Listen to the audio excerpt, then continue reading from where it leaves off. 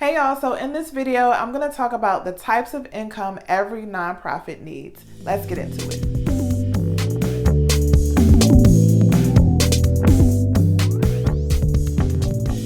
Hey everyone, I am Tiffany with The Boss on the Budget. I help new and small nonprofits get up and running. If you need help with your nonprofit, subscribe to this channel because I drop a video every week.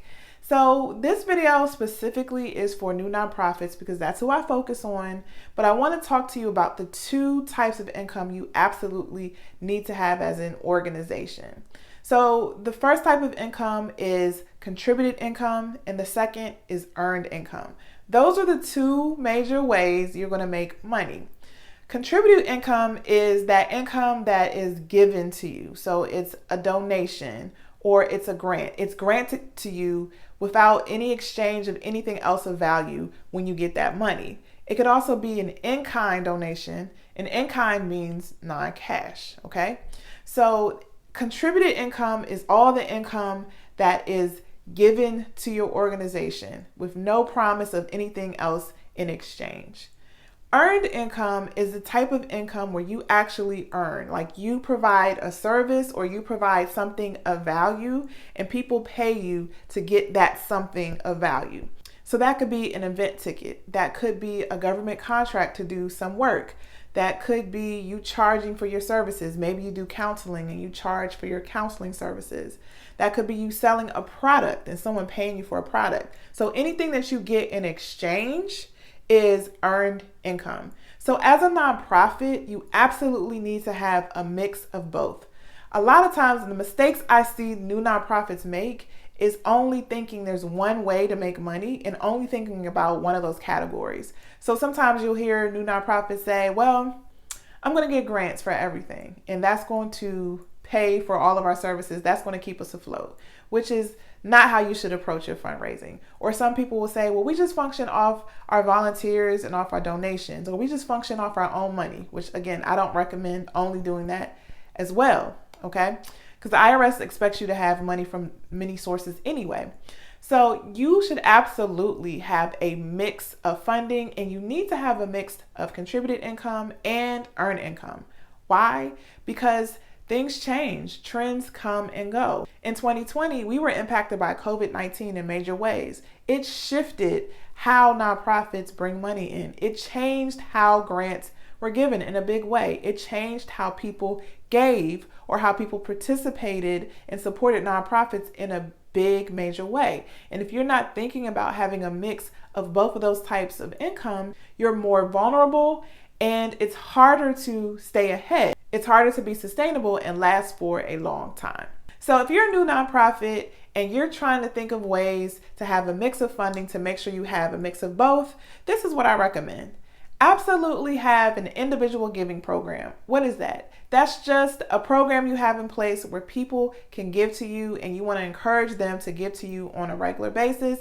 That could be annually, that could be on a recurring basis like monthly, right?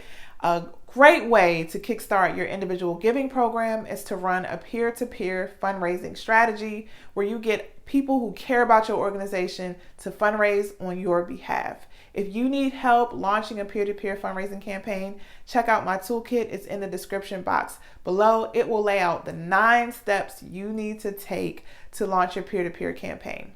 Also, if you're a new nonprofit, I recommend that you pursue grants. Now, remember, grants should not be the only piece of your fundraising strategy, but it's a key piece of your strategy, okay? So in the beginning, you're not going to get substantial grants. Funders are not necessarily going to trust a new organization that doesn't have a track record, that doesn't have any record of impact to do the work. Sometimes if they know you well, there's a huge promise in what you're doing, and if you've pitched it well, they may give you substantial amounts, but in most cases, you're not going to get huge grants. But you absolutely should start a grant writing program and get used to receiving and applying for grants just for the health of your organization. And I encourage people to write grants because it forces you to write down what your program is. It forces you to have some kind of organization around what your program is, who you serve, what's the impact, how much it costs.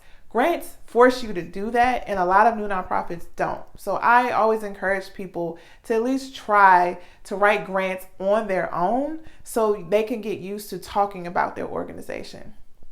Another area of fundraising you should think about as a new nonprofit is support through corporations. How can your local businesses or corporations support your work? How can they get their employees dispatched to your nonprofit to volunteer? How can people give to you through employee giving programs? How can you receive grants directly from corporations? It is absolutely an untapped source of money for nonprofits. So I recommend you also look into developing relationships with corporations in your area.